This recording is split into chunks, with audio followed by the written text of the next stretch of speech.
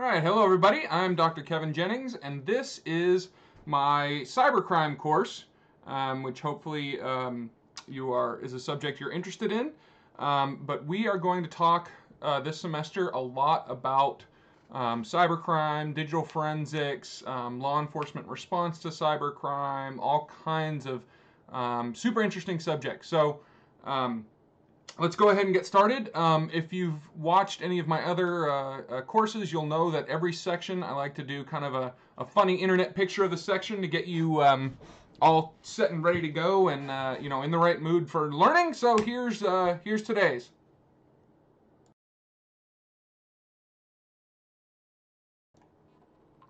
Isn't he cute?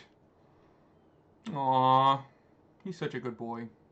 All puppers are good boys or good girls, either way. So, the world has really changed just in my lifetime. Okay, I was born in the early 80s, and the world has very much changed because of technology. Okay, the internet kind of, depending on how you define it, the internet really started in like 1969. Okay, but until the early 90s, there really weren't that many people on it. But now, I'm recording this in 2018, there are 3.4 billion internet users. Okay, that's dang near half of everybody in the world is on the internet, has some kind of internet access, whether it's through a computer or a smartphone or whatever. Okay, more than 3/4 of all Americans own a smartphone. Some people own more than one, in fact. Everybody at my house owns a smartphone. I'm an Android person, but my wife is an Apple person. But you know what? I don't hold that against her. China and India each have over 1 billion smartphone users. Okay?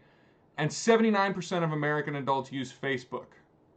Now, if you combine all that information together, what does that mean for cybercrime? That means we're living in what's called a target-rich environment. Okay?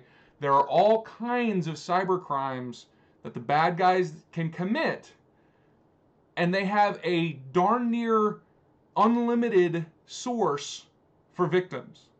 Okay? It doesn't matter what kind of crime you want to commit on the internet. If it's possible to commit it on the internet, there is an ample amount of people to attack or defraud or whatever. Okay, there so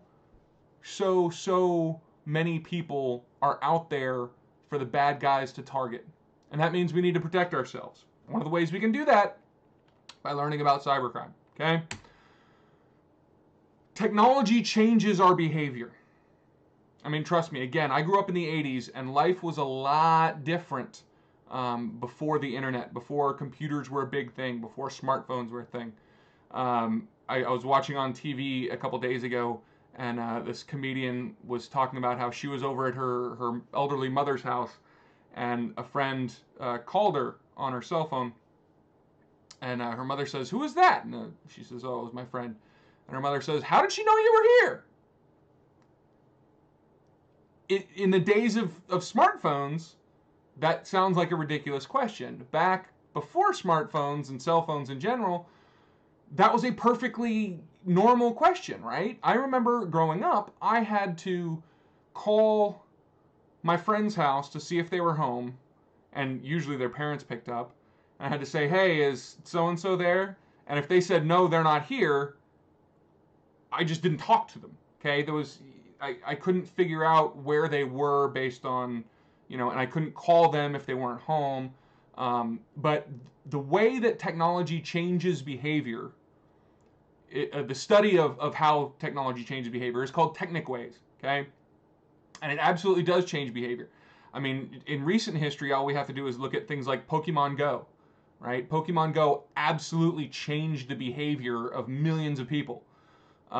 It made us go out more. It made us walk more. It made us congregate in certain very specific areas, right?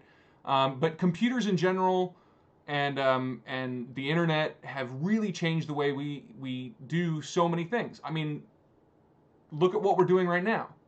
This is an online course, right? prior to, 10 years ago, there was no such thing as an online course. Okay, I mean, they had courses by mail, but that was a completely different thing, completely different experience, right? The fact that you're sitting there watching this is proof that technology has absolutely changed the way we live our lives. Okay, and there are kind of two different groups of people. There are the digital natives who grew up with all this technology. They grew up with the internet. They grew up with smartphones. My friend's very young daughter, she was I think 2 or 3 at the time. She went over to grandma's house and got grandma's cell phone, but her cell phone, she had one of the old flip phones, and the 3-year-old kept touching the screen and nothing was happening, and she was like, "Grandma, your phone's broken." Okay, that kid is a digital native. She doesn't understand life without computers and technology and tablets and smartphones. The older of us are kind of digital immigrants. Okay, we grew up in a world without all this technology. This is all new to us. This is all different. This has changed our lives. So for digital natives, it's shaped their lives. For digital immigrants, it's changed their lives. Okay, you understand the difference? And there are ways in which being a digital native or being a digital immigrant changes A, how you see technology, and B, whether your likelihood to be either a bad guy or a victim. Okay? Because it changes how we do things and what we do and all these other really important things that make us more likely to be one or the other. So, how can computers be used in crime? Okay, first and most obvious is communication. Okay, not just smartphones here. I'm talking about computers, laptops, Xboxes. Choose a digital device. It can be used for communication. Okay, and you would be absolutely amazed at how many people will use these digital devices to communicate about crimes. Okay. I was working with a law enforcement agency on a digital forensics case, and there was a lady who committed an armed robbery. She was a suspect in an armed robbery, and basically all we had for evidence was the victim's eyewitness identification, which, if you know anything about eyewitness identification, not that great of evidence. But we got a copy of her cell phone, the suspect's cell phone. And she had been texting right before the crime. She had been texting with a friend, and essentially she used slang terms, but she said, 5 minutes before the crime happened, "Be right back. I'm going to go rob somebody." Okay, so the communication itself doesn't necessarily have to be a crime. It can be, people use these things to communicate, and they communicate all kinds of information that can be used as evidence during a trial or used to investigate and discover, who the cyber criminal is, right? So communication, there's email, there's texting, there's phone calls themselves, there's Facebook Messenger and WhatsApp and Instagram and all these other things and ways in which we communicate. And sometimes the communication itself is criminal.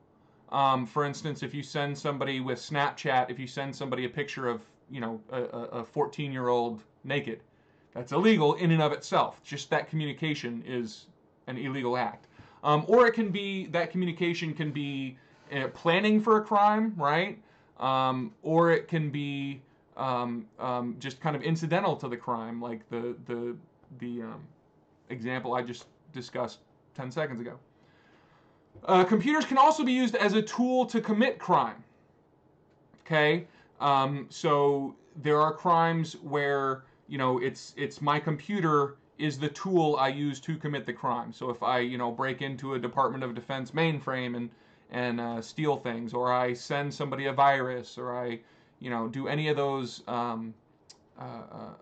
illegal acts, my computer is the tool of the crime, right? It's the equivalent of a gun in an armed robbery. It's the tool I use to commit the crime.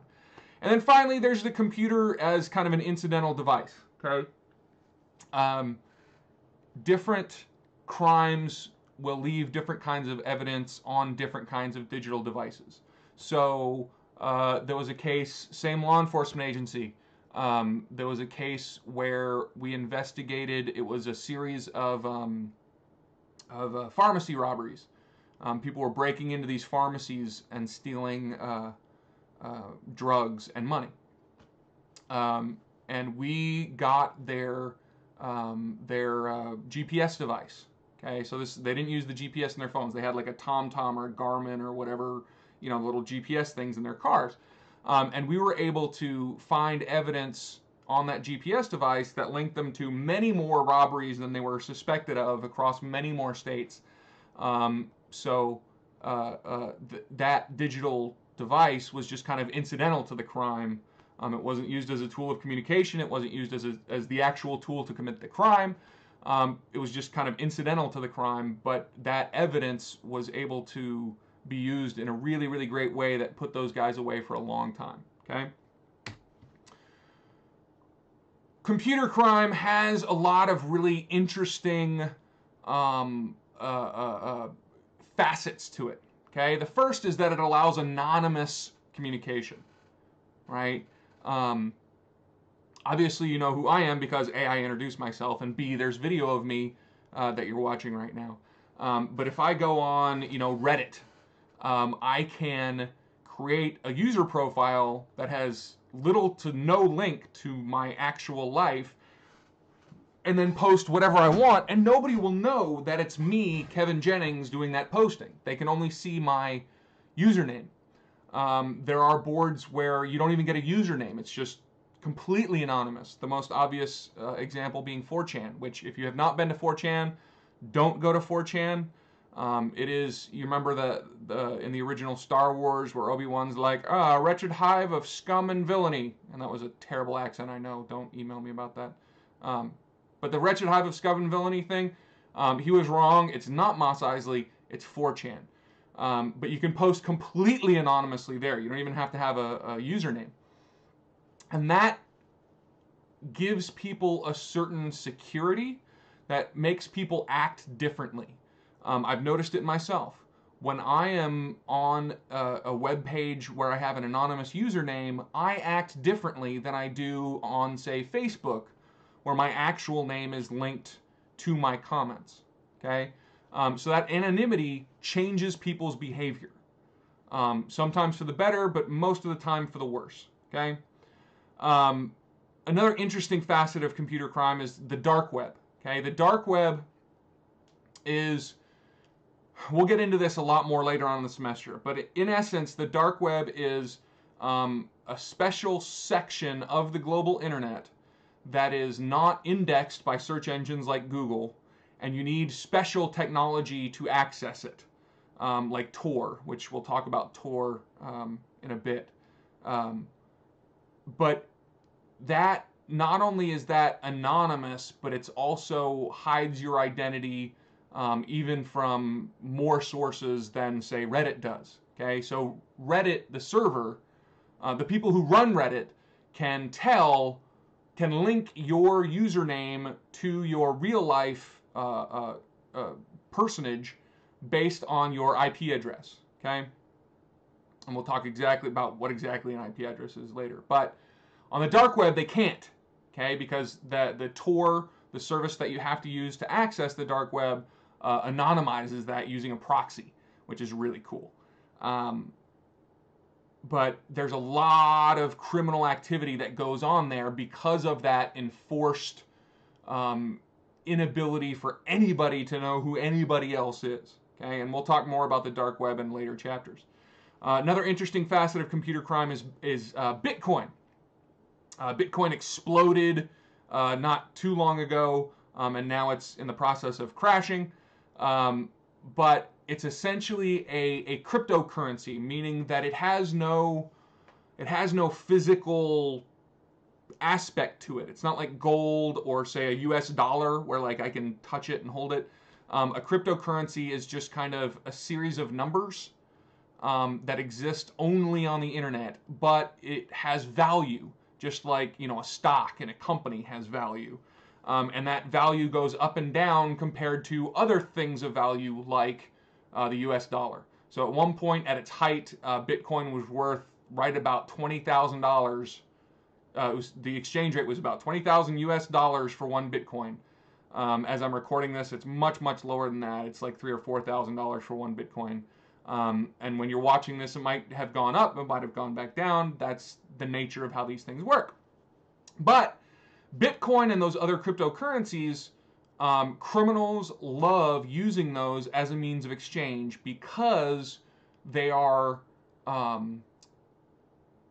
they're much, much, much harder to trace as a means of exchange compared to US dollars or Japanese yen or, you know, whatever other kind of currency you want to use.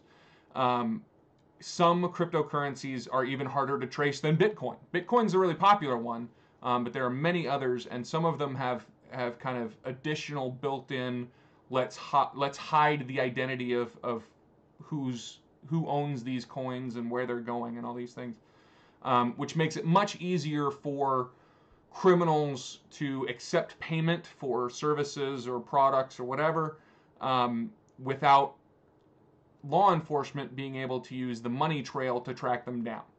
Okay. Another super interesting facet of computer crime is the subculture or subcultures, plural, that have developed around these different crimes. Okay.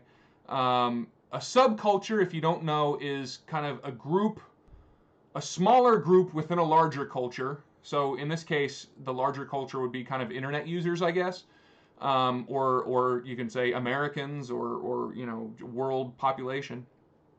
A subculture has its own unique value system, its own unique language, you know, slang or whatever, its own unique beliefs, its own unique traditions, all these things.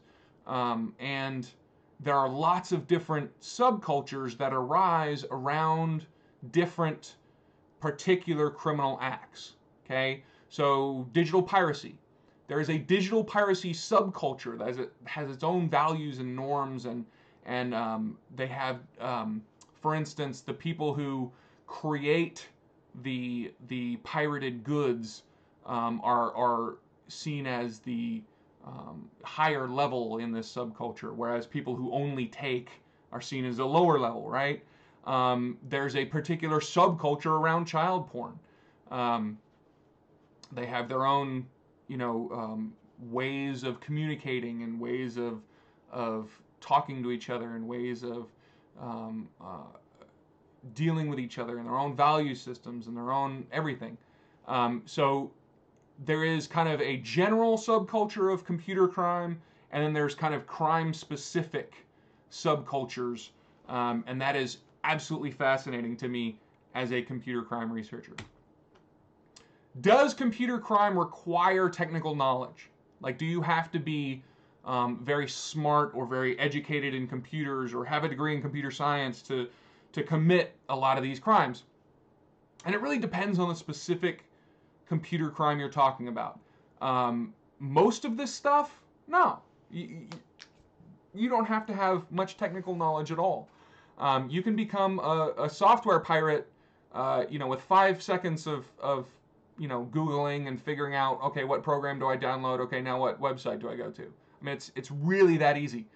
You can commit, you can be part of a distributed denial of service attack after, you know, with just downloading a program, putting in some numbers, and clicking a button.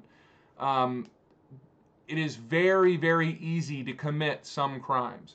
There are other crimes that require more technical knowledge, right? So if you want to create your own malware, that would require some technical knowledge. If you want to, you know, do some of the more advanced cybercrime stuff, you do need a lot of technical knowledge for the more advanced stuff. But the vast majority of what goes on, you know, spam email fraud or distributing malware that's not your own creation, or participating in a distributed denial of service attack, that requires very, very little technical knowledge. If you know how to operate a computer and download files, you know enough to commit those kind of crimes. There is a difference between deviance and crime. Okay, deviance is something that is society or the larger culture kind of frowns upon. They don't like it, but it's not, you can't be punished formally for it via the criminal justice system. Okay, so for instance, there was a website called ashleymadison.com. I don't know if it still exists. But it was like a dating website specifically for married people who want to cheat on their spouses. Is that a crime? No. Even though society frowns upon it, they don't like it. They don't, we see people who cheat on their spouses as bad. That is not something where we can have a formal criminal justice punishment for doing that. So that would be cyber deviance, okay? Crimes are really just the deviance that has that ability to be punished via law enforcement and courts and the rest of the criminal justice system.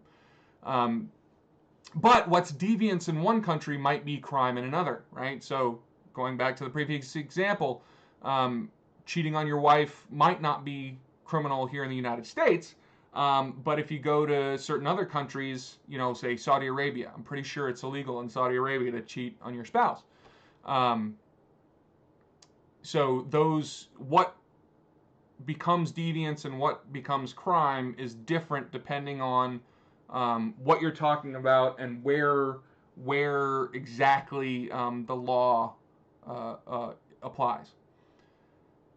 Computer crime is also the only crime I can think of where the victim can be in one jurisdiction, the offender can be in a second jurisdiction, and the scene of the crime can be in a third jurisdiction, right?